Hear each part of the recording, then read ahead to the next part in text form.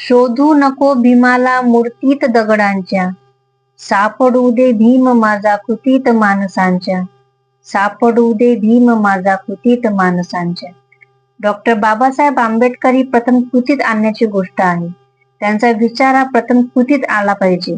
जगातील अनेक देशांनी लोकांनी सामाजिक न्यायाच्या व शिक्षणाच्या लढाईच्या माध्यमातून बाबासाहेब कृतीत आणले आहेत.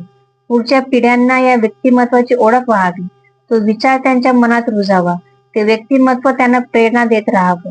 यासाठी नजरेसमोर हे पुतळे आणि फोटो प्रतिमा जेव्हा असतात तेव्हा ते अधिक सोपं असतं आणि ते प्रेरणादायी असतं.